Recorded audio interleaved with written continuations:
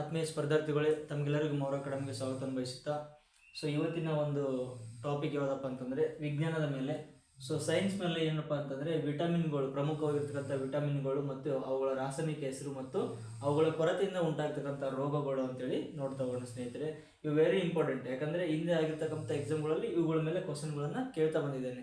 So ಹಾಗಾಗಿ ಇವುಗಳನ್ನು ನೋಡ್ತಾ ಹೋಗೋಣ. ನಾಳೆ ಯಾಕಂದರೆ ಪೊಲೀಸ್ ಎಕ್ಸಾಮ್ ಇದೆ, ಆ ಒಂದು ಎಕ್ಸಾಮ್ಗೆ ಅನುಕೂಲ ಆಗಲಿ ಅಂತೇಳಿ ಈ ಒಂದು ವಿಡಿಯೋನ ಮಾಡ್ತಾ ಇರೋದು. ನೋಡಿ, ಇದರಲ್ಲಿ ವಿಟಮಿನ್ಗಳು ಅಂತ ನೋಡ್ತಾ ಹೋಗ್ತೀವಿ.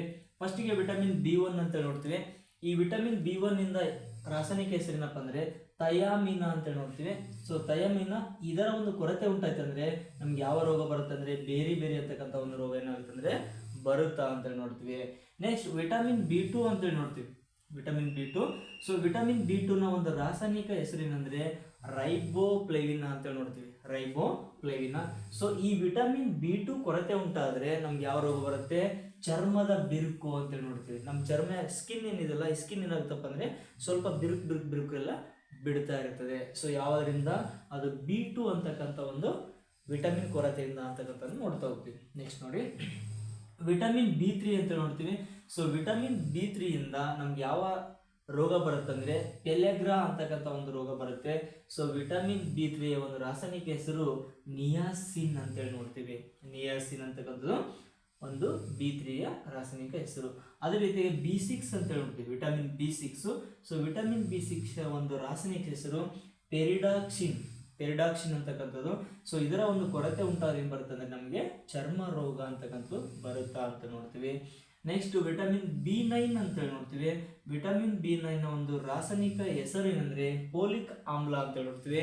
ಸೊ ಇದರ ಒಂದು ಕೊರತೆ ಉಂಟಾಯ್ತದೆ ನಮಗೆ ಹಿಮೋಗ್ಲೋಬಿನ್ ಮಟ್ಟ ಏನಾಗುತ್ತೆ ಅಂದರೆ ಕಡಿಮೆ ಆಗುತ್ತೆ, ಬರುತ್ತೆ, ಕುಗ್ಗುತ್ತೆ. ಹಿಮೋಗ್ಲೋಬಿನ್ ಇದೆಲ್ಲ ಅದರ ಮಟ್ಟ ಏನಾಗುತ್ತೆ ಅಂದರೆ ಕಡಿಮೆ ಆಗುತ್ತೆ ಅಂತ ನೋಡ್ತೀವಿ. ನೆಕ್ಸ್ಟ್ ವಿಟಮಿನ್ B12 ಅಂತ ನೋಡ್ತೀವಿ. ವಿಟಮಿನ್ B12 ಒಂದು ರಾಸಾಯನಿಕ ಹೆಸರು ಅಂದರೆ ಸೈನೋಕೋಬೊಲೋಮಿನಾ ಅಂತ ಕರಿತೀವಿ ನಾವು. ಸೈನೋಕೋಬೊಲೋಮಿನಾ ಅಂತಕ್ಕಂಥದ್ದು. ಸೊ ಇದರ ಒಂದು ಕೊರತೆ ಉಂಟಾಯ್ತದೆ ಏನಾಗುತ್ತೆ ನಮಗೆ ರಕ್ತಹೀನತೆ ಅಂತಕ್ಕಂಥದ್ದು ಉಂಟಾಗುತ್ತೆ ಅಂತ ನೋಡ್ತೀವಿ. ನೆಕ್ಸ್ಟ್ ವಿಟಮಿನ್ C ಅಂತ ನೋಡ್ತೀವಿ. ವಿಟಮಿನ್ C ಒಂದು ರಾಸಾಯನಿಕ ಹೆಸರು ಅಂದರೆ ಆಸ್ಕರ್ಬಿಕ್ ಆಮ್ಲ ಅಂತ ನೋಡ್ತೀವಿ. ಆಸ್ಕರ್ಬಿಕ್ ಆಮ್ಲ. ಸೊ ಇದರ ಒಂದು ಕೊರತೆ ಉಂಟಾಗ್ತದೆ ನಮ್ಗೆ ಯಾವ್ದು ಬರುತ್ತೆ ಅಂದ್ರೆ ರೋಗ ಸ್ಕರ್ವಿ ರೋಗ ಬರುತ್ತೆ ಅಂತ ನೋಡ್ತೀವಿ. ನೆಕ್ಸ್ಟ್ ವಿಟಮಿನ್ D ಅಂತ ನೋಡ್ತೀವಿ. ಕ್ಯಾಲ್ಸಿಪೆರಲ್ ಅಂತ ಕರಿತೀವಿ. ಈ ಕ್ಯಾಲ್ಸಿಪೆರಲ್ ಇದು ರಾಸಾಯನಿಕ ಹೆಸರು ಆಗಿದೆ ವಿಟಮಿನ್ D ಇದು. ಸೊ ಇದರ ಒಂದು ಕೊರತೆ ಉಂಟಾಯ್ತದೆ ನಮಗೆ ರಿಕೆಟ್ಸ್ ಅಂತಕ್ಕಂಥ ಒಂದು ರೋಗ ಏನಾಗುತ್ತೆ ಅಂದರೆ ಬರುತ್ತಾ ಅಂತಕ್ಕಂಥ ನೋಡ್ತಾ ಹೋಗ್ತೀವಿ. Next very important vitamin E ಅಂತ ನೋಡ್ತೀವಿ. ಲಾಸ್ಟ್ ಎಕ್ಸಾಮ್ನಲ್ಲಿ ಕೇಳಿದ್ದಾರೆ ಇದ್ರ ಬಗ್ಗೆದಲ್ಲಿ.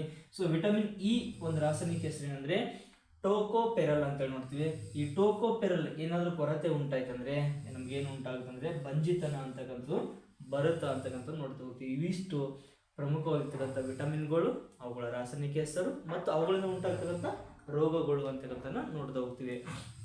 ನೋಡಿ, ಆಲ್ರೆಡಿ ಮತ್ತೆ ಇವತ್ತು ಹೊಸ ವಿಷಯ ಏನಪ್ಪ ಅಂತಂದರೆ ಆಲ್ರೆಡಿ ನೋಟಿಫಿಕೇಶನ್ ಆಗಿದೆ ಮತ್ತೆ VA ವಿಲೇಜ್ ಅಕೌಂಟೆಂಟ್ ಪೋಸ್ಟಿಗೆ. ಸೊ ಅದಕ್ಕಾಗಿ ಅದಕ್ಕೂ ಕೂಡ ವೆರಿ ಇಂಪಾರ್ಟೆಂಟ್ ಆಗಿರ್ತಕ್ಕಂಥದ್ದನ್ನು ನೋಡ್ತಾ ಹೋಗ್ತೀವಿ. ನೆಕ್ಸ್ಟ್ ಮುಂದಿನ ವಿಡಿಯೋಗಳಲ್ಲಿ ವಿಲೇಜ್ ಅಕೌಂಟೆಂಟ್ ಜಾಬಿಗೆ ವೆರಿ ಇಂಪಾರ್ಟೆಂಟ್ ಆಗಿರ್ತಕ್ಕಂಥ ಟಾಪಿಕ್ ಯಾವುದಂದರೆ ನೋಡಿ, ಗ್ರೂಪ್ C ಎಕ್ಸಾಮ್ ಏನಿದೆಲ್ಲ ಸೇಮ್ ಅದೇ ಪ್ಯಾಟರ್ನ್ ಏನು ಮಾಡಿದ್ರೆ ಅಂದರೆ ವಿಲೇಜ್ ಅಕೌಂಟೆಂಟ್ ಜಾಬಿಗೆ ಅದನ್ನು ಅಳವಡಿಸಿದ್ದಾರೆ. ಸೊ ಕನ್ನಡ, ಇಂಗ್ಲೀಷ್ ಮತ್ತು ಕಂಪ್ಯೂಟರ್ ಈ ಮೂರದು ಒಂದು ಪೇಪರು. ಆಮೇಲೆ ಸಾಮಾನ್ಯ ಜ್ಞಾನ ಅಂತ ಹೇಳ್ಕೊಡ್ತಾರೆ ಇನ್ನೊಂದು ಪೇಪರು. ಅದರಲ್ಲಿ ಇಂಡಿಯನ್ ಕಾನ್ಸ್ಟಿಟ್ಯೂಷನ್ ಆಗಿರ್ಬೋದು, ಹಿಸ್ಟ್ರಿ ಆಗಿರ್ಬೋದು, ಆಮೇಲಿಂದ ಎಕನಾಮಿಕ್ಸು, ಜಿಯೋಗ್ರಫಿ ಎಲ್ಲ ವಿಷಯಗಳನ್ನು, ಸೈನ್ಸ್ ಆ್ಯಂಡ್ ಟೆಕ್ನಾಲಜಿ ಎಲ್ಲವನ್ನು ಸೇರಿಸಿ ಒಂದು ಪೇಪರ್ ಮಾಡಿದ್ದಾರೆ. ಆಮೇಲೆ ಕಮ್ಯುನಿಕೇಷನ್ ಪೇಪರ್ ಅಂತ ಇರುತ್ತೆ. ಸೊ 2 ಪೇಪರ್ಗಳಿದ್ದಾವೆ.